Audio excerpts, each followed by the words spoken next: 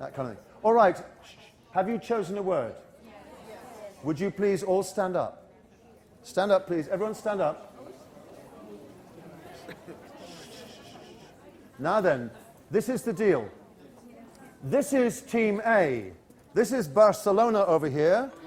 And this, oh no, I'm going to cry. Oh, sorry, this is Team A. This is Team A, and this is Team B. I'm going to read you a passage from a novel called Mr. Pip. And the novel is an incredible novel about kids in the middle of a war zone in Polynesian islands. And they end up being taught by a man who has no teaching experience at all. But the only thing he knows about is Great Expectations, the novel by Charles Dickens.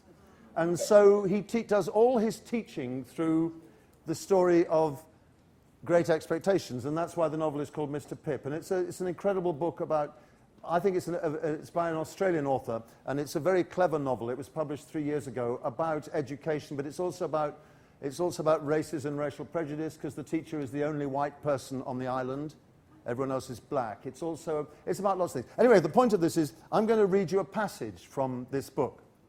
And in this passage, the teacher doesn't know what to do. He doesn't have any idea how to teach. So he decides that what he will do is invite some of the mothers into the class to teach the kids and tell them things. And of course, every time that a mother comes into the class, the kid whose mother it is in a state of high nerves in case they're going to be really embarrassed. Oh no, what's mum going to say this time to my class? Oh my God, it's going to be awful. And in this particular case, Mabel's mother, Mrs. Kabui, comes to the class. And the teacher has no idea what she's going to teach, what she's going to say, but it's his best guess about how to keep the students engaged. Remember your word? Yes. When you hear your word, sit down. But you may not sit down if you do not hear your word. Which team will be left standing? Here we go. Mabel's mum was the first to come and speak to us. Mrs. Kabui arrived at the open door in a blaze of late afternoon light. Mr. Watts, sorry, that's the teacher. Mr. Watts held out a welcoming hand, and Mrs. Kabui walked quickly towards it.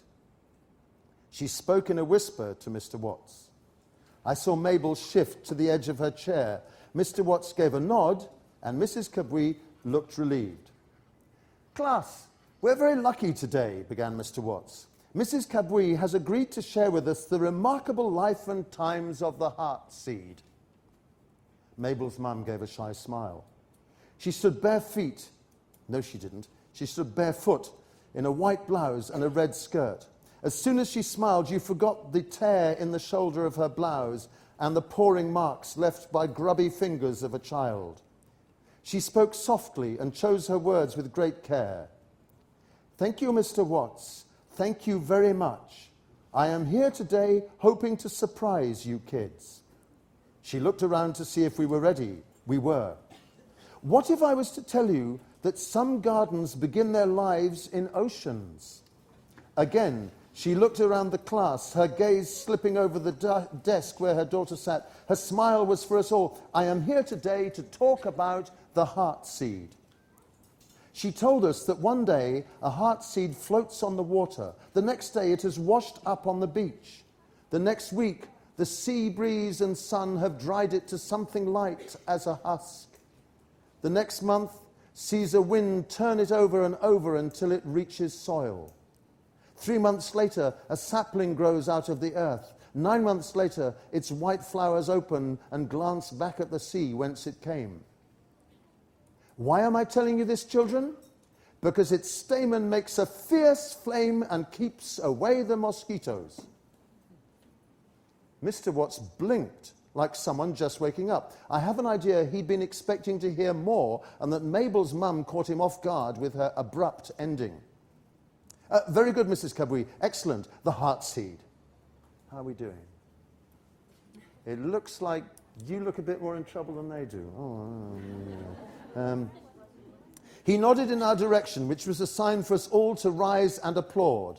Mabel clapped her hands the loudest and for the longest. Her mother bent at the hips and dropped her head. She came up laughing. Everyone was pleased. No one had suffered embarrassment or shame. Great Expectations was next. We knew that. We followed Mr. Watts with our eyes. We watched him pick the book up from his desk. Mabel's mum saw it too. She whispered something to Mr. Watts behind her hand. We heard him say, "Yes, of course, of course." We saw him gesture to an empty desk, and Mabel's mum sat down to be read to from the greatest novel by the greatest English writer of the 19th century. Over and above my own enjoyment, I had to listen very carefully, because later that night, my mum would want an update on Pip. I paid special attention to Mr. Watts' pronunciation. I liked to surprise my mum with a new word she didn't know.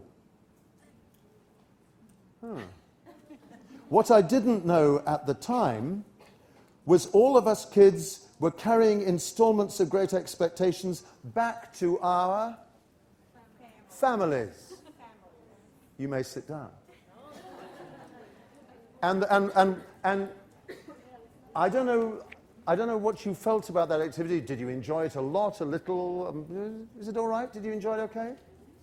It's kind of interesting enough for a little bit, and maybe for a shorter text. But the beauty of it is, it's something which absolutely holds the student's attention almost from the beginning. And even the ones who sit down early are quite interested to see who sits down last.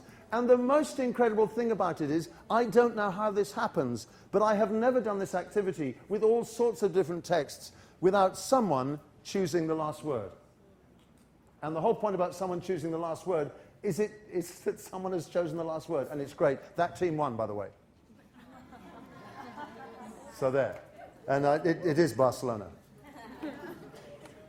All of these activities, I must hurry up, all of these activities that I've shown you so far are not necessarily in themselves the greatest activities you've ever seen. But what they do is they engage the students' brains, they engage the students' attention, they have complete concentration and focus from the class. The teacher is in total control, but the students are not passive. They're actually listening. And even the first one, which I didn't do terribly well, but even the first one, the prisoner one, you're listening, because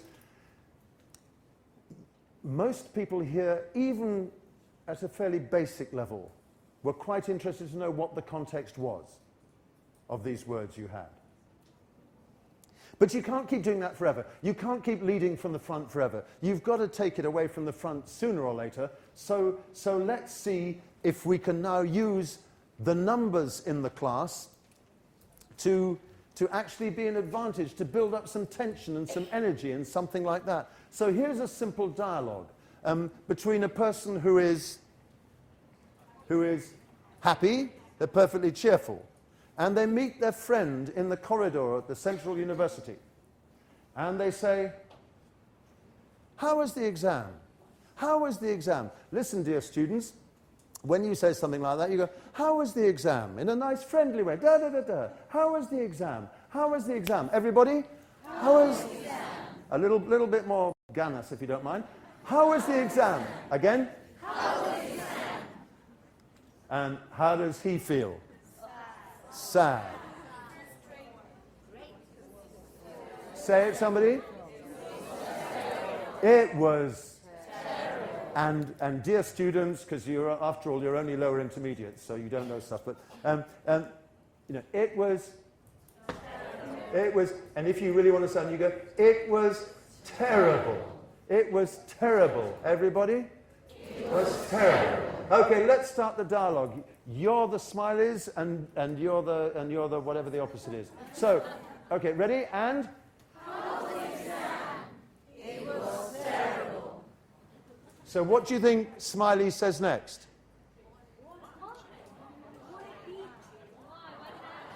And you're surprised. You're surprised, dear students, because you expected him to say it was great. So you say, how do you say why? How do you say why?